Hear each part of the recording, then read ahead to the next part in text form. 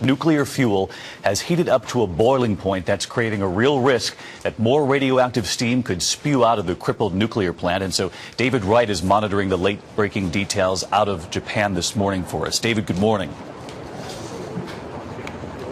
Good morning, David. This is one of the most frustrating things about covering this story is it's impossible to know for sure what's going on inside that reactor. All day long we've been hearing upbeat assessments from the Tokyo Power Company about reactor number 2.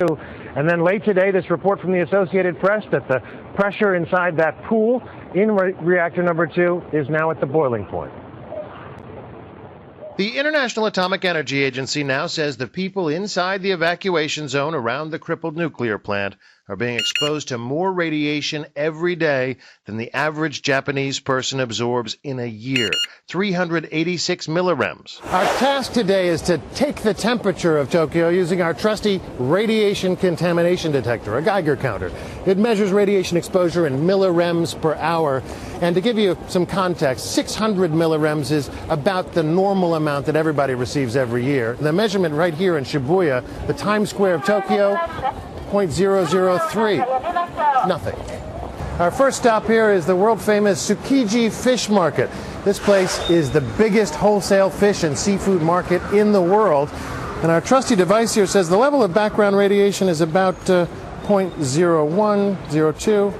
Let's check out this little guy. No difference whatsoever. This fishmonger has worked here for 50 years. He says he's never seen it so slow. The main problem, he says, is that so many fishing boats were destroyed by the tsunami. No one's bringing any fish. I would imagine you must be worried that consumers will stop buying Japanese fish because they're worried about radiation. He says yes, the foreigners have already stopped buying. These are the iconic cherry trees along the Meguro River, due to start blossoming this weekend. But the tourists probably won't see them this year. Background radiation here, even in the rain, 0.01. Negligible. We stopped off for lunch at a sushi joint.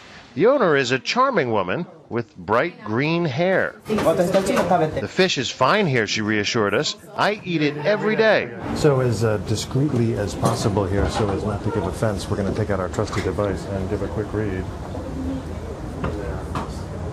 And it looks good enough to eat, so here goes. For Good Morning America, David Wright, ABC News, Tokyo. I have to say the sushi was delicious, but you know, in this neighborhood you see another impact of the situation up north. Normally this neighborhood would be as bright as the Vegas Strip, but many of the businesses have turned their lights off because of the problems at the nuclear reactor that normally supplies the power. David? Some reassuring news there, though. David Wright in Japan this morning. David, thank you. But we want to turn right back to the breaking news this morning on those fuel pools now at a boiling point again. And so joining us is physicist Michio Kaku, of course. Dr. Kaku, you've been leading us through this the whole time, and we're glad you're back with us this morning. That troubles you this morning to hear that. It does. The last 3 days we've had reassuring words. We've turned the corner. Things are stable, but it's on a knife's edge. Any small earthquake, any spent fuel pond boiling incident could cause workers to evacuate. Guess what happened? Just a few hours ago, this huge puff of radioactive smoke came out, and they had to partially evacuate the workers. You talk about that puff of smoke, so let's turn to the map this morning. They put this together, and as we sort of push in on Japan, you see Sendai to the north, obviously the earthquake zone. But there were 3 areas where there have been concern. When we move in on this, you'll see them, the sort of towns to the north. And obviously the biggest concern up there in Miyagi is the fact that they don't have indicators, do they? That's right. Miyagi, the indicators were actually damaged by the tsunami itself, so we have no readings. Now, Ibaraki, further south, is registering normal levels, but again, only temporarily. We expect the cloud to go over Ibaraki as well, and normal levels will start to shoot up in the next few hours. And I wanted to get what you think of Fukushima. We're going to push in there, and you'll see that a number of the indicators are showing spiked levels, and this was expected, but when you hear about the plume this morning, we could see readings even higher than what we're seeing. That's right. The outer ring is out to 18 miles. That's 6 miles outside the evacuation zone. Radiation levels there are approximately 110 microsieverts per hour. In other words, a chest x-ray per hour in these areas. And as you go closer to the reactor, it starts to go up to hundreds, thousands of chest x-rays per hour. And we heard David Wright report there that the average person working near the plant and living around in Fukushima has been exposed to 1,600 times the normal radiation? That's right. We're talking about staggering amounts of radiation, and as you go to the reactor site itself, the workers are like samurai warriors. They know that when they go in, they may not live to see the day in the future. Reports that many of them texted their wives they didn't have time to say goodbye to their family as they raced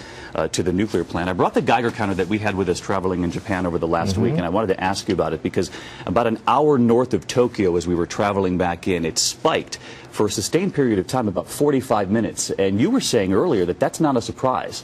That's not a surprise. When you see a smokestack, the wind blows the smoke in a plume that is a wedge about 15 degrees in extent. And as your car goes in and out of this invisible wedge, your Geiger counter will spike as you go in and out. So that's rather common. And in fact, the cloud itself is invisible. And that's what's so scary. You cannot see this cloud as it goes right overhead. So when you hear about electricity being connected to some of the plants, we don't know how much has been powered up inside these troubled reactors. You say the caution is not completely wiped out, obviously. There could be hydrogen gas there. And if they hook up the power and then they turn it on and there's a spark, that could set off a hydrogen gas explosion. So they're not turning on the pumps yet. The media gets it wrong. They've connected the wires to the pumps, but they haven't turned the pumps on for fear of an explosion. All right, that's the next big question. Dr. Kaku, thank you, as always, for being with us here this morning. Robin, back over to you. Hey, David, as we monitor the efforts to contain the radiation threat from Japan's damaged nuclear reactors, thousands of Japanese are still homeless. Clarissa Ward has more on one community trying to pick up the pieces after the earthquake and the tsunami flattened almost everything in sight. Clarissa joins us now from Morioka, Japan. Good morning.